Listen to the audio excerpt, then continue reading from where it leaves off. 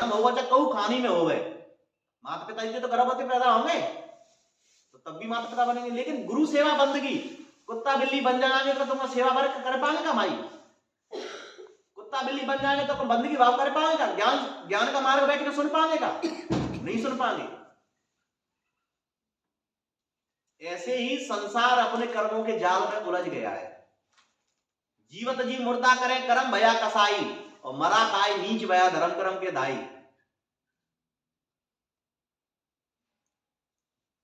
संसार का कर्म ही नीच है, और वैसे कर्म ही पूजा है, क्योंकि कर्म व्यक्ति को महान बनाता है, कर्म ही नीच बनाता है। फिर भी मैं आपको बहुत सी बात कह दी मैंने, समझ में आ जाना चाहिए व्यक्ति के में। व्यक्तिगत तो बनते ही ना कह रहा हूं, पूरा फोकस तुम पे ही नहीं है। परेशानी होती है तो इसका कोई कारण होता है। जीवत जी मुर्दा करे कर्म भया कसाई, और मरा खाए नीच भया धर्म कर्म के दाई। आप मरे हुए जीव को या हत्या करके, किसी जीव की हत्या करके खा जाते हैं, वैसा तो जीव मरता नहीं है, मरे हुआ तो शरीर है। जीव तो अखंड अविनाशी है, कभी मरता नहीं है। कहते हैं कि जीव हत्या है, जीव की हत्या कम होती ना है, क्योंकि जीव कभी मरता नहीं है, हत्या शरीर की होती है। तो मेरा कहने का मतलब यह है कि आज तक भी जो परेशानियों का जो जिक्र आया है मेरी नजर में, ये परेशानियां आपकी खुद की उपज है। परेशानियां होती है, मैंने मना ना करी, आते हैं, वास्तव में परेशानियां होती हैं ऐसी। जिस दिन से तुम्हारी परेशानी शांत करी हो, परेशानी तुम्हें ना सताए रही, और सतागी नहीं, मैं जानता हूं, लेकिन भाई ऐसा कब तक चलेगा?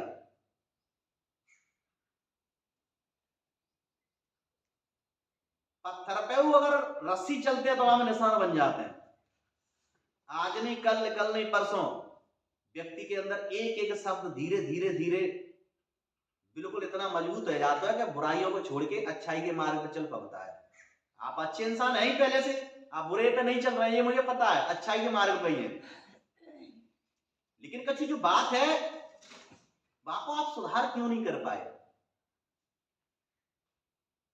कब तक चलेगा ऐसे? परिवार जब विघटन होता है, परिवार में संगठन होता है तो एक मजबूतता ही दिखती है, और विघटन होता है तो खंडन अलग अलग होंगे, भिन्न भिन्न होंगे। परिवार में कमजोरी मोहल्ला में नजर आवेगी। आप ऐसा कारण क्यों खड़े कर रहे हैं? जहां तक कि मैंने जो जानी है ये बातें, सच बात भाई हमेशा कड़वी होती है। कोई बिरले ही जो जान पाता है, बिरले ही सुन पाता है। कड़वी बात को पचाने का साहस हर व्यक्ति में नहीं है।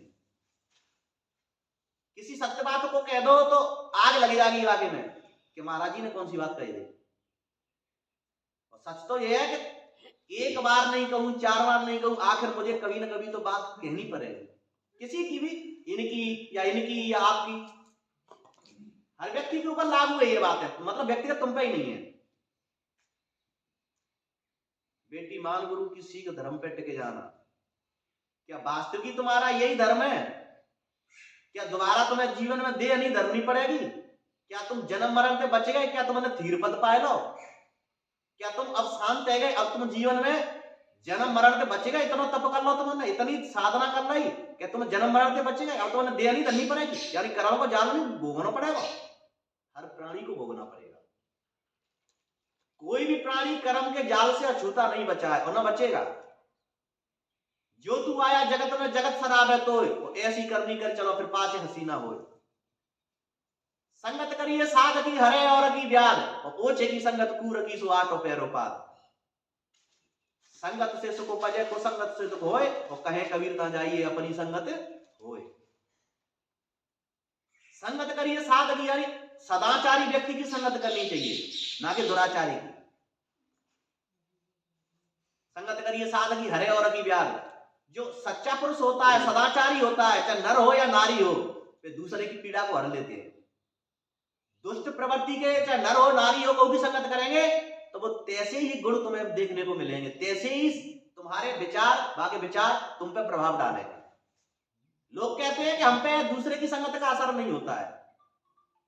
हाँ, ये सत्य बात है, क्योंकि चंदन है तुम कहीं डाल दो, या सर्प है तुम चंदन में बुड़ाए दो, तब भी सर्प के अंदर जहर खत्म नहीं हो। तुम्हें कितना भी मार्गदर्शन करें, कितना भी उपदेश देवें, लेकिन आपने जो ठान रखा है वो तुम्हारे साथ ही जाएगा। बस इतना है कि समझाने वाला थक जाएगा, तुम नहीं थकोगे। कहीं ना कहीं ऐसी व्यवस्थाएं दो परिवार को जला के खाक कर देंगे। हो सकता है कि भविष्य में संबंध टूट जाएंगे, हो सकता है कि बात तलाक पर पहुंच जाएगी। ये जीवन का कटु सत्य है। जहां व्यक्ति के अंदर ज्यादा कलेश हो रहा है, ज्यादा विघटन हो रहा है, ज्यादा लड़ाई झगड़े हो रहे हैं, तो ये मान लेना कि वो घर नहीं, घर मरघट समान है, कले का पुंज है, कलेशों का एक घर है। ये ज्यादा कलेश है रहे हैं, दुख दर्द आ रही है, तो ये नरक है। जहां सुख शांति है, समृद्धि है, जहां सुख शांति से जीवन जी रहे हैं, विचर रहे हैं, वही स्वर्ग है। स्वर्ग नरक कोई स्थान नहीं, वरना दृष्टिकोण है।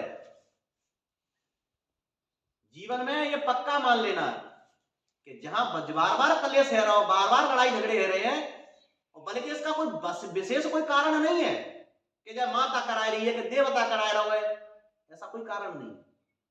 तुम्हारा मन के मुताबिक ये कार्य रहे हैं। एक होता है सतगुरु, एक होता है घरगुरु। घरगुरु घर को जाता है और सतगुरु बंधनों से मुक्त करता है। ऐसे ही आप अगर जीवन में ये बात तुम्हारी समझ में आ रही है कि कहां जा रही है, अच्छे से आ रही है, में मैंने बहुत सी बात कही डाली, क्योंकि मैंने अब तक एक बात कही नहीं थी। कुछ कुछ बातें ऐसी कहनी पड़ती है कि माता बहन की समझ में आनी चाहिए। संयोग वाली बातें हैं। माता पिता ने संयोग से जिस वर को ढूंढा है, उनके साथ जीवन में सुख शांति से रहना ही जीवन का उद्देश्य होना चाहिए। मैं ये नहीं कहता कि आप गलत हैं, ना मैं ये कहना चाह रहा हूं कि आप गलत हो सकते हैं, नहीं, आप अच्छे हैं, अच्छे परिवार से हैं।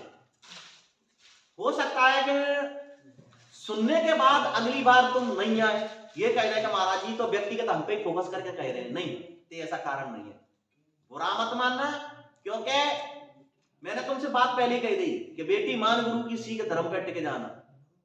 ये हर व्यक्ति पे लागू होती है ये बातें, इन पे लागू होते हैं, ये इन पे हो रही है, इन पे हो रही है, इन पे हो रही है, सब पे लागू हो रही है। व्यक्तिगत तुम पे नहीं है, और ना मैं व्यक्तिगत तुमसे कह रहा हूं, पर इतना मैं जरूर कहूंगा कि भाई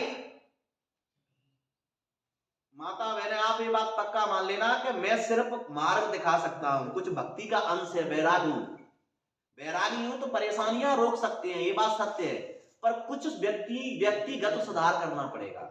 अपना खुद का सुधार तुम्हें स्वयं करना पड़ेगा। हर सुधार को मैं नहीं कर सकता, मेरे जो लायक होगा मैं उसी सुधार को कर सकता हूं।